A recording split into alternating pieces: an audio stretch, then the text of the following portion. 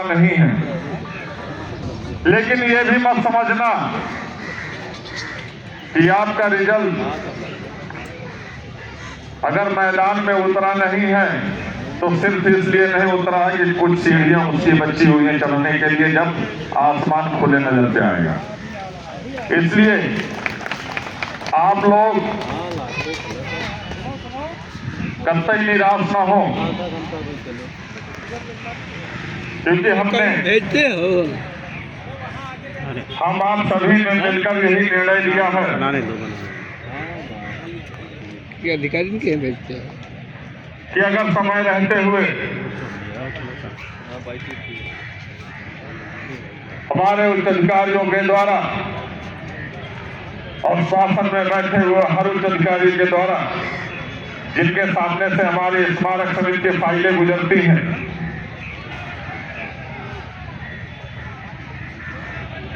यदि समय रहते हुए हमारे शासनादेश निर्गत नहीं होते हैं तो उन स्थितियों में माननीय मुख्यमंत्री महोदय जी के आवास पर ज्ञापन सौंपने के लिए वो जन सैलाब उमड़ेगा कि वो स्वयं अधिकारी माननीय मुख्यमंत्री महोदय जी को जवाब नहीं दे पाएंगे कि आखिरकार ये हो क्यों रहा है। जब हमने इनको बजट दे दिया स्मारक समिति के कर्मचारियों को, तो कौन सा उच्च अधिकारी है जिन्होंने हमारे आदेश की अवहेलना की है, हमारी छवि को धूमिल करने का प्रयास किया है? उन अधिकारियों की सामत नहीं रहेगी, उनको दंडित जरूर किया जाएगा।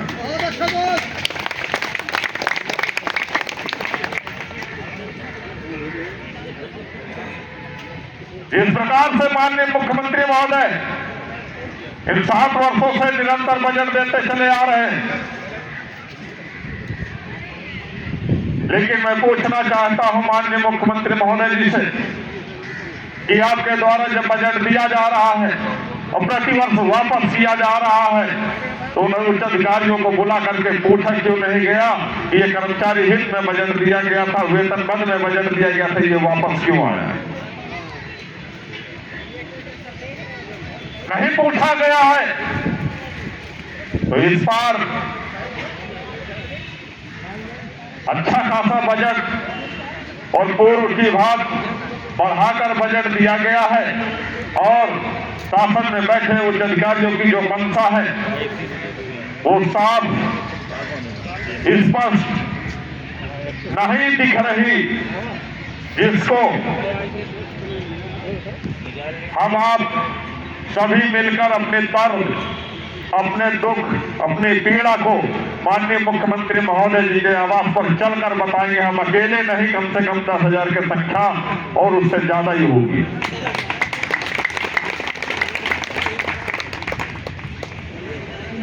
आवश्यकता पड़ी गई तो तमाम छोटे बड़े संगठन, महासंघों का जो समर्थन प्राप्त हुआ है, उनका भी सहयोग लेते हुए हम उनके अंतर्गत आने वाले चतुर्श्रेणी कर्मचारियों का सहयोग लेंगे और माननीय मुख्यमंत्री महोदय जी के आवास जाएंगे।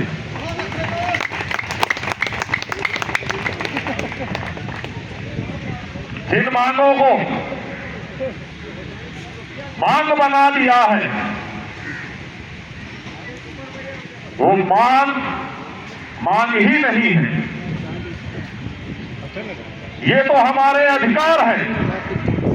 जो अधिकार हमें नियुक्ति वर्ष 2011 में ही मिल जाने चाहिए थे, ज्वाइनिंग के उपरांत ही, लेकिन हम आप सभी को हमारे स्मारक समिति के उच्च अधिकारियों के द्वारा भ्रमित किया गया, छला गया, शोषित किया गया, वंचित रखा गया हमारी इन्हीं मांगों के लिए।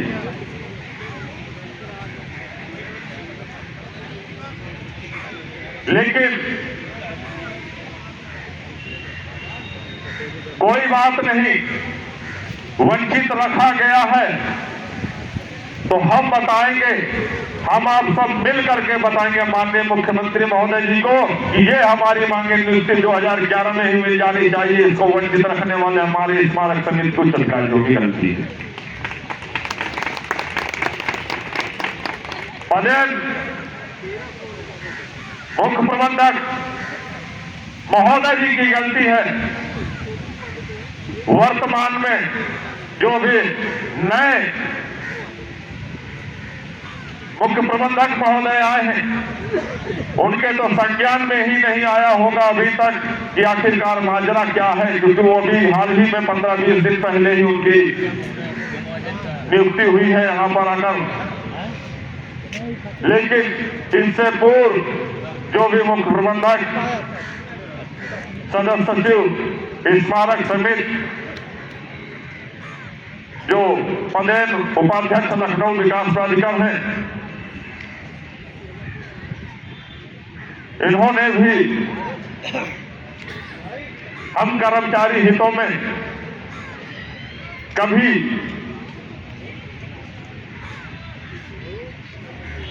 ऐसी पत्रावालियों को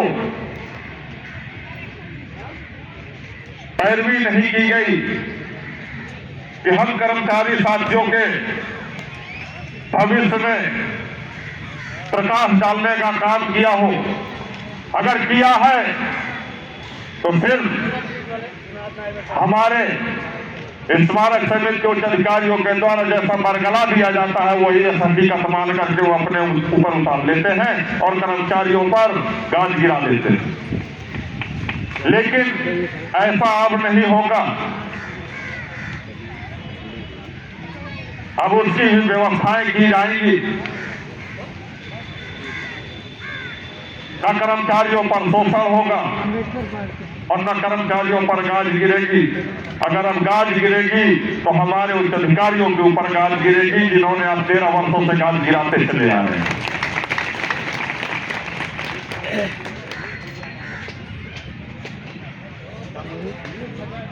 हम आप उसी धैर्य और निष्ठा के साथ संघर्ष कर रहे हैं। यह पूर्णतः सत्य है कि हम आप सभी अनुशासन के दायरे में रहते हुए संवैधानिक तरीके से हम आज 81 दिनों से संघर्ष कर रहे हैं। तो इसका मतलब ये नहीं है कि हमने बोल दिया कि माननीय मुख्यमंत्री महोदय जी के आवास जाएंगे तो फरवरी की डेट निकल गई है, तो हमने पूरा समय भी दिया है, लेकिन मार्च नहीं जाएगा, ये हमारा वादा है। हम मार्च नहीं जाने देंगे। अधिसूचना जारी होने से पहले हम माननीय मुख्यमंत्री महोदय जी के आवास जाएंगे।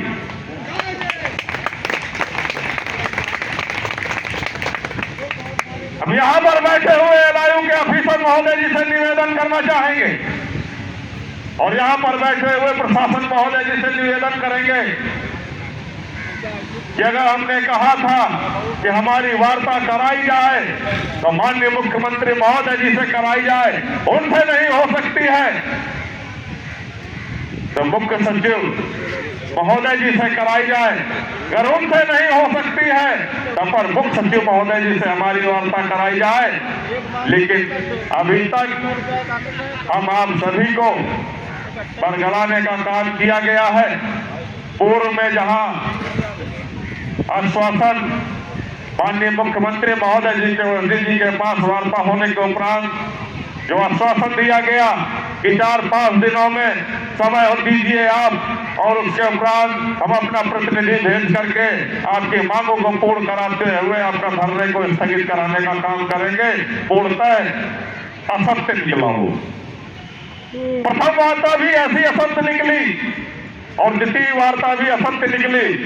तृतीय भी निकली और चौथी भी निकली, लेकिन जो हमने घोषणा की है वो असत्य नहीं, बिल्कुल सत्य निकलेगी। इसको चेत जाए तो ज्यादा बेहतर होगा।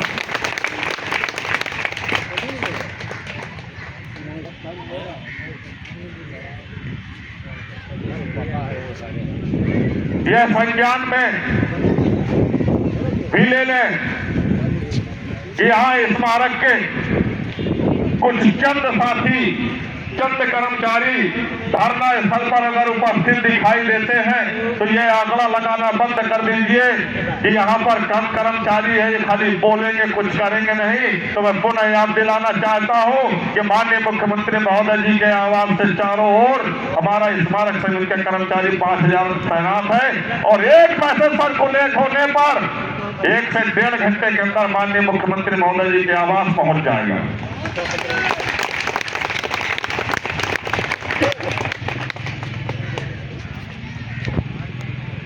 यह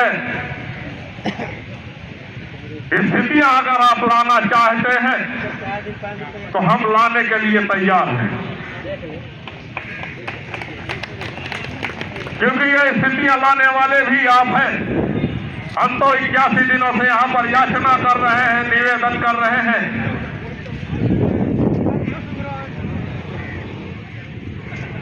और उच्च अधिकारियों के द्वारा घोर लापरवाही की जा रही है। हमारी मांगों को सुना नहीं गया, माना नहीं गया, जमीन पर उतारा नहीं गया। अगर किया गया है 81 दिनों में तो हमारे कर्मचारी साथियों को मानसिक टॉर्चर किया गया है, उत्पीड़न किया गया है, शोषण किया गया है। इसके डिप्रेशन में हमारे कर्मचारी 4 साथियों की हत्या की गई, हमारे साथियों की।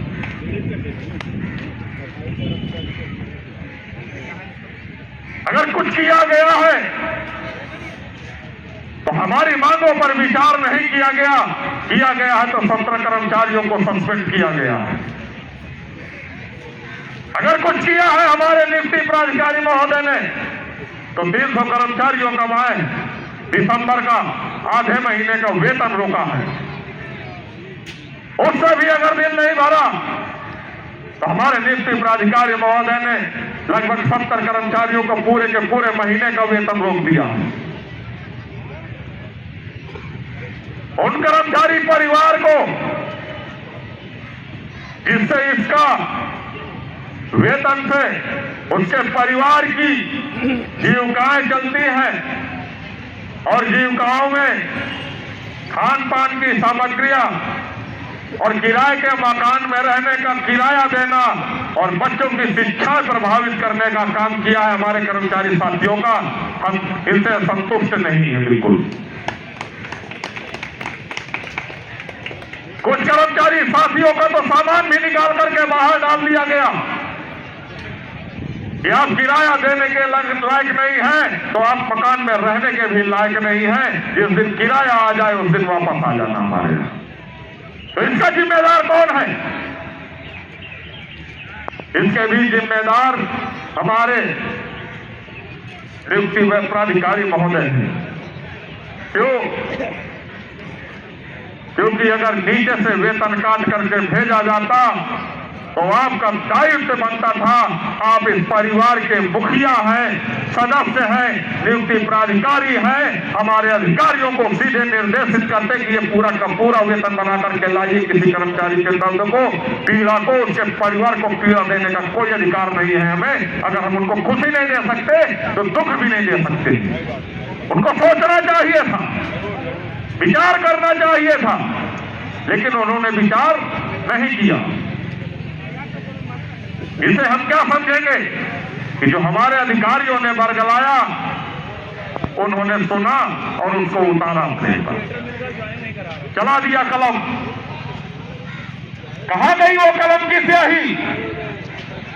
हमारे स्मारक समिति परिवार में जो खुशियां हैं, जो हमारी मांगे हैं, उन मांगों पर शासनादेश पर आपकी कलम क्यों नहीं चलती है? शासन के वो उच्च अधिकारियों की कलम क्यों नहीं चलती जिनके सामने से हमारी फाइलें गुजरती हैं? कर्मचारियों का शोषण करने के लिए केवल आप लोगों की नियुक्ति नहीं हुई, याद करिएगा महोदय कि सच्चाई जब आप सुनते हैं तो सच्चाई सुनने की आपके अंदर हिम्मत नहीं होती है। क्यों? क्योंकि आप समाज से बहुत दूर रहते हैं। उस गरीब के और गरीब कर्मचारियों के परिवार की दर्द की, भूख की पीड़ा को आप समझ ही नहीं सकते, क्योंकि आपके माँ बापों ने आपको पढ़ने के लिए हॉस्टलों में डाल दिया गया। आपके अंदर तो माँ बाप के लिए भी प्यार नहीं होगा, क्योंकि आपको माँ बाप ने अपने आप से दूर ही कर दिया था उस समय।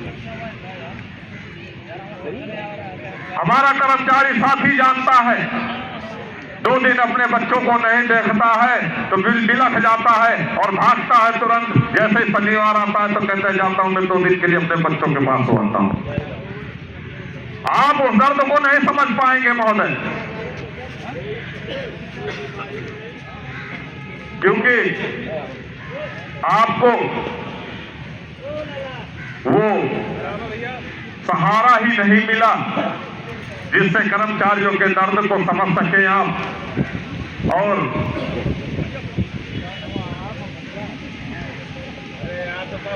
हमारे कर्मचारी साथियों में खुशी देने का काम करें,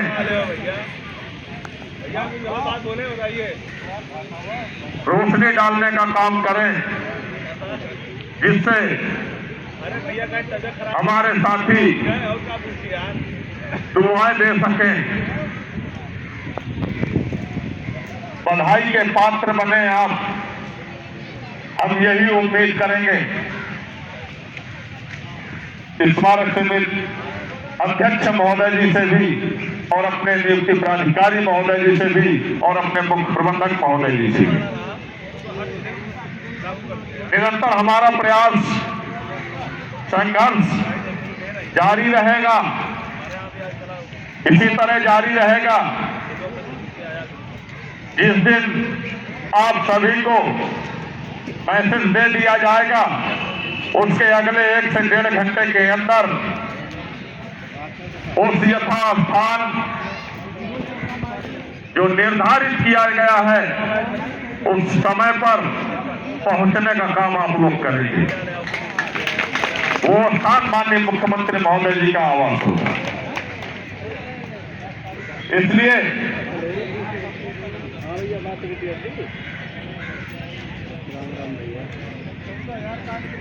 हम बात ठीक चल ठीक है।